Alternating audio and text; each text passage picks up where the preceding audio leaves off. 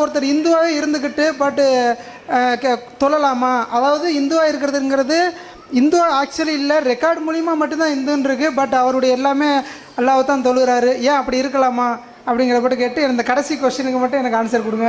ஒருவர் பெயரளவில் ரெக்கார்டு படி இந்துன்னு இருக்கிறார், ஆனால் இஸ்லாத்தினுடைய கொள்கையெல்லாம் ஏற்றுக்கொண்டார். அவர் தொழுவலாமா, அவர் இஸ்லாமிய கட்டத்தில் வரலாமான்னு கேட்கிறார். ஒருவர் முஸ்லீமாக ஆகுறது என்பது இரண்டு வகையில் உள்ளது. ஒன்று கடவுள்கிட்ட முஸ்லீம் ஆகிறது, ஒன்று கடவுள்கிட்ட என்ன செய்யணும், இறைவன்கிட்ட அவர் முஸ்லீமாக எப்போ கருதப்படுவார், அதுக்கு ஒரு விதிமுறைகள் இருக்கிறது. இன்னொன்று உலகத்து கணக்கில் அவர் எப்போ முஸ்லீமாக கருதப்படுவார் என்று ஒன்று இருக்கிறது.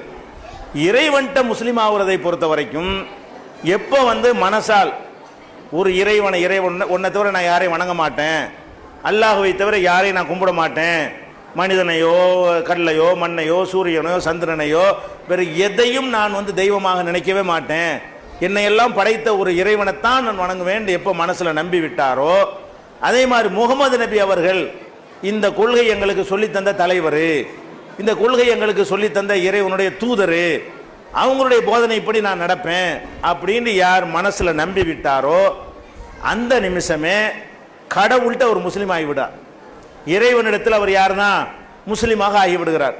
அவருடைய பெயரை மாற்றினாலும் சரி, பேரை மாற்றாட்டாலும் சரி, அவர் சுன்னத்து பண்ணினாலும் சரி, அது பண்ணாவிட்டாலும் சரி, அதுக்கு இதுக்கு என்ன இல்லை, இறைவன்கிட்ட முஸ்லீம் ஆகிறதுக்கு சம்பந்தம் கிடையாது. அதே மாதிரி அவர் இறைவனை தொழுகலாம், நோன்பு வைக்கலாம், அவர் எல்லா விதமான காரியங்களையும் அவர் செய்யலாம், அதை இறைவன் ஏற்றுக்கொள்வார். ஏன்னா மனதளவில் அவர் முஸ்லீமாக ஆகிவிட்டார். ஆனால் உலகத்தில் ஒரு ரெக்கார்டுன்னு வைக்கிறோம் இல்லையா, உலகத்து ரெக்கார்டு என்ன, ஒரு ஒரு முஸ்லீமுக்குண்டு ஒரு ஒரு சலுகையை கொடுக்குறாங்க. அப்போ பேப்பரை போய் ரெக்கார்டு பார்ப்பாங்க, இல்லையப்பா நீ உன் பேரை பார்த்தா முஸ்லீமா இல்லையப்பா, முஸ்லீம் ரெக்கார்டில் வரலன்னு உங்களை அதில் சேர்க்க மாட்டாங்க உலக கணக்கில். அதே மாதிரி ஒரு இறந்து போயிடுறீங்க, இறந்து போனோன்னே அதை எரிக்கிறதா புதைக்கிறதான்னு ஒரு அப்போ பிரிச்ச ரெண்டு குடும்பத்தான சண்டை போட்டாங்கன்னு வைங்க, போலீஸுக்கு போனால் ரெக்கார்டை பார்ப்பான், இல்லையா அவர் ஆனந்தன் தானே இருக்கார், அவர் இந்துவாக தானே இருக்கார், அவர் முஸ்லீம் இல்லையே, அவர் எரிக்கட்டுருவாங்க. இஸ்லாம் சொல்கிற முறை பிரகாரம் அந்த சடங்கு செய்ய முடியாத ஒரு நிலைமை அப்போ ஏற்படுங்க. எதை ரெக்கார்டு பார்த்து மனுஷன் முடிவு செய்கிற விஷயம் இருக்கிறதோ அதுக்கு தான் ரெக்கார்டு படி மாறணும். இறைவன் முடிவு செய்கிற விஷயத்துக்கு மாற வேண்டியது கிடையாது. நீங்கள் பள்ளிவாசலுக்கு தொழுவ போகிறீங்களா, யாரும் உங்களை தடுக்கவே மாட்டாங்க. நீங்கள் யாரும் என்ன செய்ய மாட்டாங்க, பள்ளிவாசலுக்கு தடுக்க போகும்போது நீ இஸ்லாம் ஆனதுக்கு சர்டிஃபிகேட் கொண்டான்னு கேட்கவே மாட்டாங்க. அது சர்டிஃபிகேட் வச்சு தான் உள்ளே வரணும்னு கிடையாது. யாருக்கு எனக்கே சர்டிஃபிகேட் இருக்கா, யாருக்கு சர்டிஃபிகேட் இருக்குது, இஸ்லாம் ஆனதுக்கு சர்டிஃபிகேட்லாம் கிடையாது. அதனால யார் வேண்டாலும் பள்ளிவாசலுக்கு என்ன செய்யலாம், நீங்கள் அதை நம்பணும், மனசார ஒரு இறைவனை தான் வணங்கணும் என்று நினைத்தால் நீங்கள் உங்களுடைய பெயரில் இருந்து கொண்டு நீங்கள் என்ன செய்யலாம், தாராளமாக பள்ளிவாசலுக்கு வரலாம், தொழுவலாம், ஒரு பிரச்சனையும் வராது. எப்போ பிரச்சனை வரும் என்று கேட்டால், முஸ்லீமுக்கு இடஒதுக்கீடுன்னு கொடுக்குறாங்க, இடஒதுக்கீடுன்னு கொடுக்கும்போது நீங்கள் போய் நான் முஸ்லீமுக்கு இடஒதுக்கீடுன்னு கேட்டீங்கன்னா அரசாங்கத்துக்கு என்ன வேணும், பேப்பர் காட்டணும்.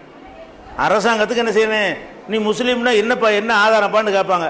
அப்போ அஃபிடவிட்டுக்கு போடணும், ஒரு நோட்டரி பப்ளிக் முன்னாடி போய் நான் மனப்பூர்வமாக இஸ்லாத்தை ஏற்றுக்கொண்டு சர்டிஃபிகேட் வச்சுருந்தீங்கன்னு சொன்னால் அப்போ என்ன செய்வாங்க, முஸ்லீமுக்குரிய அந்த கோட்டாவில் உங்களை சேர்த்துக்குருவாங்க.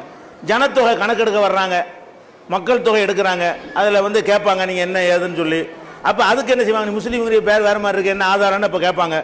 கேட்டாங்கன்னா என்ன அப்போ காட்ட வேண்டியிருக்கும். இதுக்குத்தான் ரெக்கார்டு வேணுமே தவிர அது இல்லைன்னு, அது தேவையில்லைன்னு நினைத்தீர்களே, ஆனால் நீங்கள் உங்கள் பேரில் இருந்து கொண்டே இந்த நம்பிக்கையில் உண்மையாளராக இருக்கணும். அல்லாஹ் ஒரு பக்கம் வணங்கிட்டு அடுத்து வேற ஒன்று வணங்கிடக்கூடாது. அல்லாஹ் வணங்கினாலே வேற எதையும் வணங்கவே கூடாது.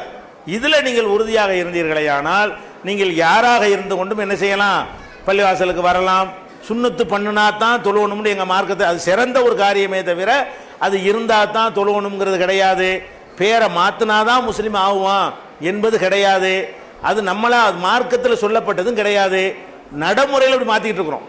இஸ்லாமிய சட்டப்படி என்ன செய்ய வேண்டியதில்லை, அரபியில் தான் பேரை மாற்றணும் என்கிற மாதிரி எந்த ஒரு சட்டமும் குரான்லையும் இல்லை, நபியும் சொல்லலை.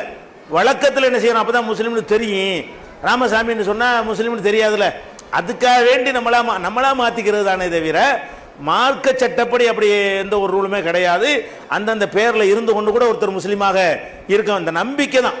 இறைவனை தவிர யாரையும் வணங்க ஒரு இறைவன் அதில் உறுதியாக இருக்கணுங்கிறது தான் விஷயம்.